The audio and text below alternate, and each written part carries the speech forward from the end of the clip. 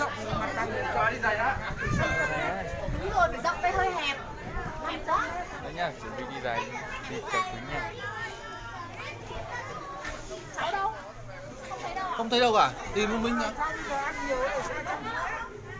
Đã thằng chạy ra một lúc. 170 này, bây giờ uống vừa lên 170 đấy. Trong chèm.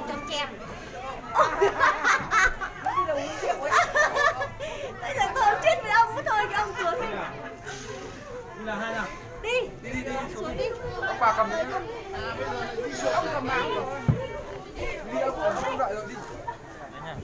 Ông đứng đây. Xuống chỗ nào nhỉ? Đây. Bên này.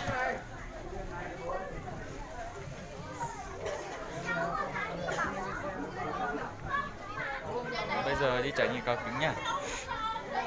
Đi.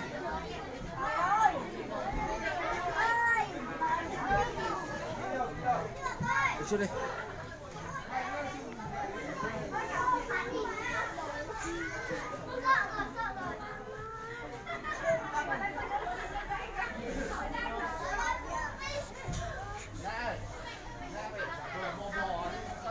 Đi nào.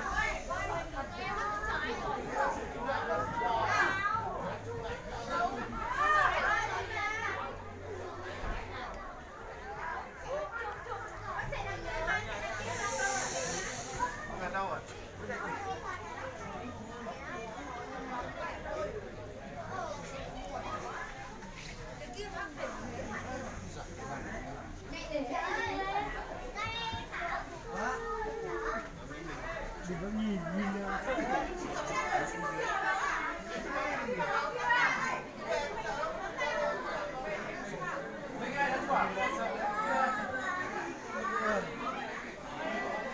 Đi nha.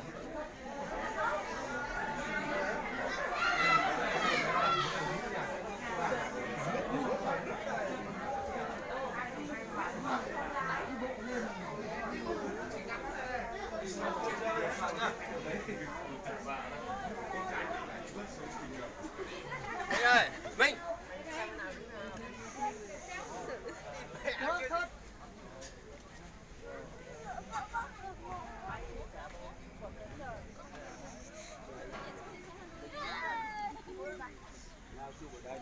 Không đủ để thấy cái gì hết. Mấy rồi? Đây đang trên mây ấy. Đang trên mây ấy.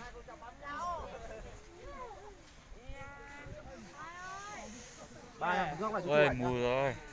giờ sương mù rồi không thấy gì luôn.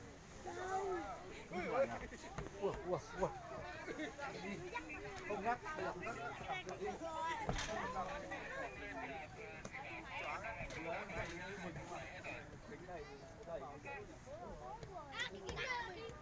Ôi giời tôi đấy. Ôi giời tôi đấy. Đó là ốc này.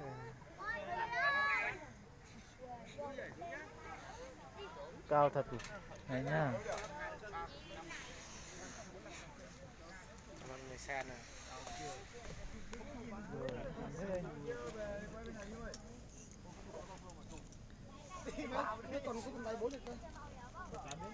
Đi vòng quanh à. Ok.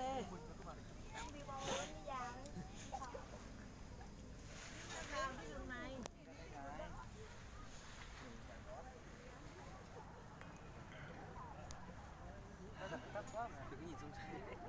Đừng nhìn xuống dưới. Mày cứ xuống xe nữa nhỉ? Bố ống 2 lần liên tiếp là nó tự mở camera.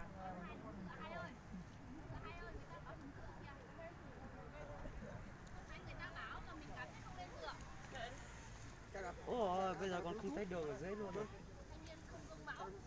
Chụp ảnh. Sống gương mẫu không có vui.